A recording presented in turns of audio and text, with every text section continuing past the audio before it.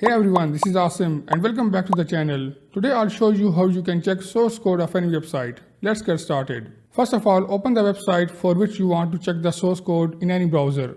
You can open Firefox, Chrome, Microsoft Edge or any browser. In this video I'll use Google Chrome. Let's say I want to check the source code of this website.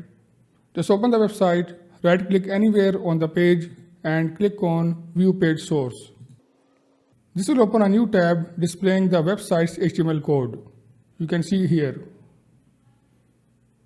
But keep in mind this is the source code of this page only, which is the home page. If you want to check source code of any other page, go to that page. For example, let's say I go to this page. Again, the same method, right click on it and click View Page Source. Now this is the source code for this page. One more thing. For a more detailed view, right click and select Inspect.